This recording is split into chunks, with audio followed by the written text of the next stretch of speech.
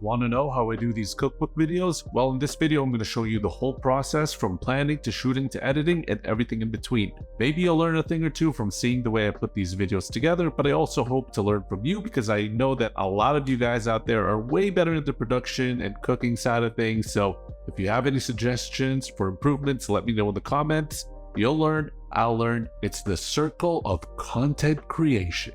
This isn't like my typical video because I wanted to try something different to celebrate the milestone of the channel just recently surpassing 100,000 subscribers. Can't tell you all enough how grateful I am for your support. For all of you that subbed, I'm hoping you're all enjoying the videos and please look forward to many more to come. So how do I make these things? Well, it starts with a cookbook. So the first thing I have to do is I have to pick the cookbook. Anytime I see an interesting cookbook or I see you guys mention one in the comments, I make sure to add it to my Amazon list. I have it listed in order from my most preferred to my least preferred down at the bottom. But just because I have them in that order doesn't mean that I'm going to release them in that order. What I do is I take the top 10 of the ones that I'm most interested in and I start a Patreon poll asking, hey, which one of these do y'all want to see next? I wait a few days and whichever one is winning at the time I check back is gonna be the focus of my next video. I order the book, I get it the next day, I skim through the whole book and I pick some interesting recipes. When I'm picking recipes, I have three main criteria that I keep in mind. The most important one, can you recognize the subject from the recipe? For instance, if I say baked pork and beans, chicken noodle soup, tapioca pudding, those could be from anything, but if I say Blamco mac and cheese, buff out, and Nuka-Cola, you know exactly what game I'm talking about. Next, I consider the difficulty. If something looks too difficult and I know I don't have the chops to execute it properly, I'll probably pass on that. Likewise, if it's gonna take too long to make, like if it's a drink that requires weeks of fermentation, no, come on, I wanna eat now. Third criteria, I want to make sure that there's a variety of recipes. I want to make sure I showcase some apps, some mains, some drinks and desserts. After all, variety is the spice of life. Once I have a list of dishes that I find interesting, I make another Patreon poll asking which of these recipes do you guys want to see. The winning dish of that will make it to the video for sure. Second and third place might make it if I feel that there's enough variety. But if all of the top dishes are all mains, or if they're all desserts, or if they're all the same type, I gotta exercise some of my creative control and pick some different ones for the remaining two. When I got the three recipes, I go ahead and put together my shopping list. I usually do my shopping around Thursday or Friday because that's when the grocery stores around me restock, and I usually do my shoots on Saturday. Yes, I do often forget to add stuff to the list, and yes, I do often have to do repeat visits to the grocery store. So, Saturday has arrived and now it's time for a long day of cooking and filming. I usually start at around 9 a.m. in the morning. So the first thing I do is I prep all of the ingredients. I'm going to measure out all of the different items and I'm going to place them in their individual containers. This is also when I do all of the peeling and all of the chopping of the veggies and meat. I have this 3-tiered foldable kitchen rolling table, which is perfect because I can pretty much organize the ingredients for the 3 recipes by placing them in their own levels. All of this prep takes quite a bit of time, but there's no way around it. Initially, I thought that when the recipe mentions prep time, that it already includes all the chopping and measuring, but recipe prep time actually assumes that you already have your ingredients chopped, your butter melted, ingredients separated. Prep time is more like waiting for the oven to heat up or waiting for the water to boil. So be sure to set yourself some extra time for all of the chopping, the gathering, measuring, cleaning, since recipes don't usually account for this tedious work. Once my ingredients are prepped, it's time to set the stage. First, I set up the lights. I use 2 of these stand-up lights with soft boxes. I used to have corded ones, but then I got these battery-powered ones. That's super convenient because you can position them in any way and angle you want without being restricted by the cords. The batteries, though, never last as long as I want, so I have multiple battery packs. I have 2 on the lights and 2 on the chargers, and I just swap them back and forth when needed. Next, I set up the C-stand, which allows me to mount my camera overhead to get that top-down shot of the cookbook and the recipe steps. Then a regular tripod that just moves around throughout the whole shooting process. The camera I use is the Sony ZV-1 digital camera. I love how small and lightweight it is. It doesn't get in the way and it keeps a low profile if you want to take it somewhere to shoot, like in a restaurant, especially if you're like me and you get kind of self-conscious. The autofocus is an awesome feature, especially when you need to hold the food closer to the camera momentarily. Also, one accessory I highly recommend, regardless of what camera you use, is this quick release mount. This lets me easily attach and detach the camera and switch between the tripod and C-stand quickly.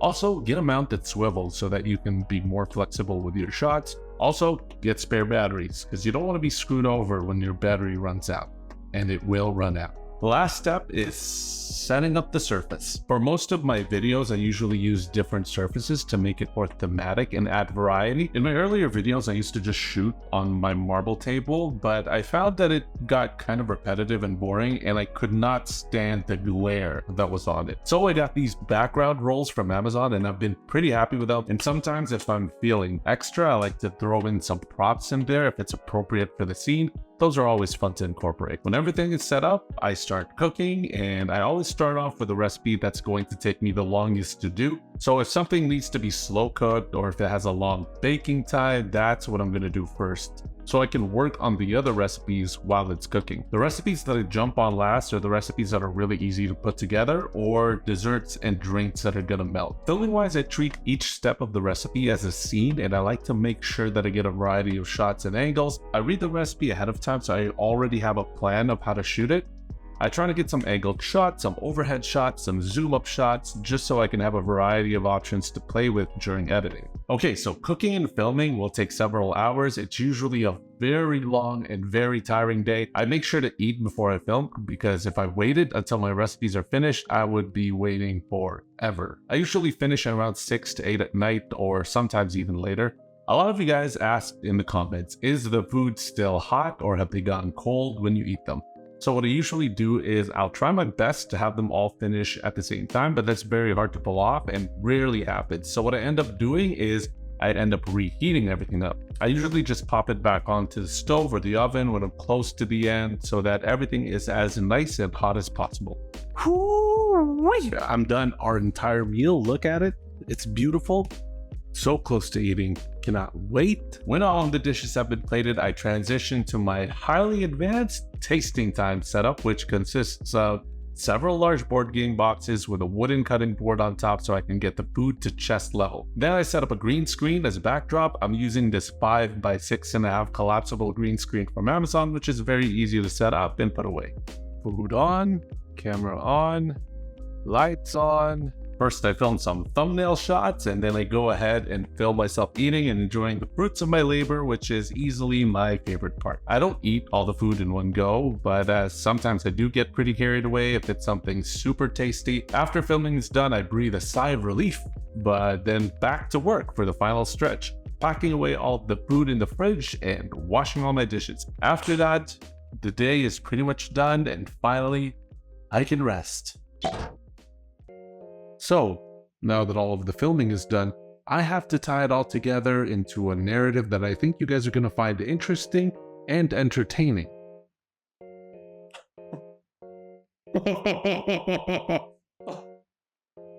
So I open up Google Docs and I start typing about what I think about the cookbook. I want to highlight the elements that make that cookbook different from the others, whether positive or negative. I always try to keep a pretty open mind for all the cookbooks, and I try to keep my bias out of it. I realize that some cookbooks are more oriented towards families, some are more oriented towards healthy eaters, some of them lean closer to the lore. Whatever the case may be, I realize that I'm not always the target audience, so I try to look at the cookbooks from the perspective of the people that's gonna get the most value out of it. After I'm done with the overview part, I narrate the recipe steps. The reason why I like writing the script after I film is because that way I can highlight all of the surprises that I encounter along the way, like messing up stuff or highlighting a surprising ingredient, or maybe adding a comedic bit. A lot of the script ideas I actually come up with while I'm cooking and filming, so in a way I'm kind of formulating the script in my head as I'm doing the cooking. After the recipes, then I jot down all of my thoughts when I was tasting the dishes. At first, it was kind of odd commenting on my eating experience in the past tense, but I got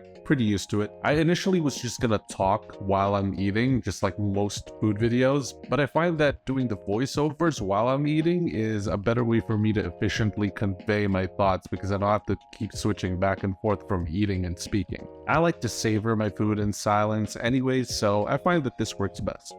The very last thing that I write is the intro. I try to make the intros as entertaining as possible for you guys, but sometimes it takes a while to come up with an idea, so I leave it to the very end so I can stew on it. But sometimes I come up with an idea like right away, but I still leave it to the end because that way I can think about how to make it better. Okay, script is done.